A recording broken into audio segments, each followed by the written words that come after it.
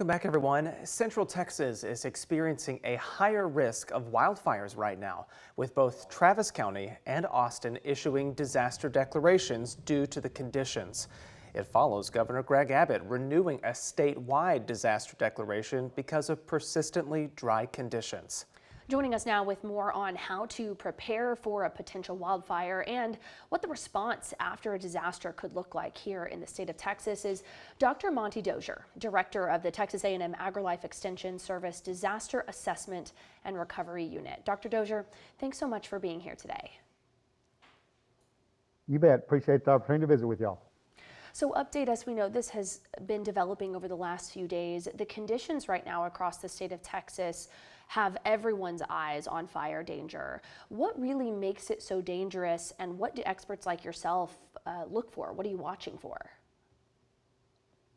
So the thing that makes it most dangerous is we have fuel. So lots of grasses have dried out, our brush is dried out.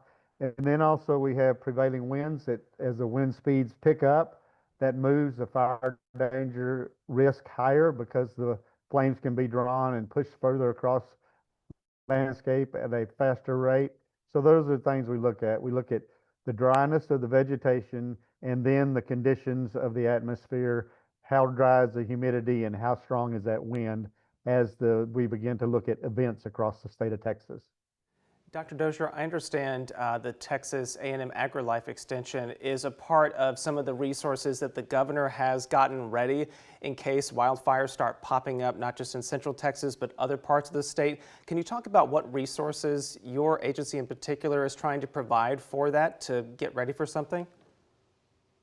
Sure. So one of the things that we do through Texas A&M Agrilife Extension Service is work with our other state partners to ensure that there's messaging going out to homeowners and also going out to our ranchers and farmers across the state of Texas. What are some things that we can do ahead of time to prepare for wildfire season, such as removing any materials around our house, around the corrals and fencing that keep our cattle safe and keep our landscape safe? And also, how can we mitigate or work with those grasses, either by mowing them ahead of time to provide a defensible resource for our firefighters, or bringing our cattle in and intensively grazing those areas so that the forage is shorter as we come close to a fence or as we come close to a community. You mentioned our ranchers and agriculture producers here in the state, obviously such a huge industry. We've seen them significantly impacted by wildfires in recent years. I'm thinking the devastating wildfires in the Panhandle. What risks are our ag producers particularly exposed to when it comes to a disaster such as a wildfire? Yeah, so they have to look at the impact. First, they have to kind of get their cattle out of the way. How can we best move those cattle out of danger if we have that opportunity? And then how do we look at protecting the infrastructure of that farm or ranch? So the headquarters where we live, the way that we put our cattle in safe locations and fence them in a safe location. And then after the event, how are we going to continue to feed those cattle, get resources in such as hay, because we've lost that feeding potential from the wildfire as it's consumed the natural forage that is in the landscape.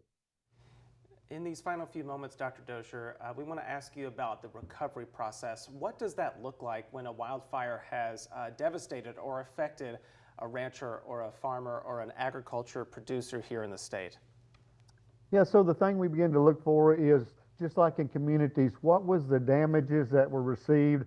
We work with the Texas A&M Vet Emergency Team to go out and triage those livestock herds to see which cattle can be saved, which cattle need to be harvested, and which cattle need to be humanely put down. So that's one of the first steps. They need to do an inventory of their livestock. And we always tell them that a picture's worth 1,000 words. So take pictures, identify the numbers of their head that have been impacted, and get any kind of information you have on identification of those individual cattle, whether it's a brand or an ear tag, so that when we come in with federal resources, that will help them to pay for those damages that they've lost. The other thing we look for is infrastructure loss. And the main thing that we find during an agricultural event or a large wildfire is damage to fencing materials. So the loss of those fences that keep cattle safe from highways, keep cattle safe behind that fence. And the thing that we see is that is a big number. Several hundred miles could be impacted at from $10,000 to $15,000 a mile to replace that fencing infrastructure. And then we need to look at, so a wildfire is going to be a 3 to 4 month recovery. We've got those grasses that are either dry because of drought, or they're dry because they're in dormant season during the winter. So we've got to begin the process of some fall green up or spring green up from rain events to get forage back to those cattle. So there's going to be an economic impact of bringing hay into those producers. And that's one of the things that we try to do with what we call animal supply points across an impacted region. Such important information for such an important part of our Texas community. We'll also note for our audience that we will have a local fire department coming in to talk a little bit more about what you were saying, Doctor, about preparing your home if you might be in a more urban environment. But for now, Dr. Dozier, thank you so much for your insight and for the work that you all do at the Agrilife Extension. We appreciate it. You bet, y'all.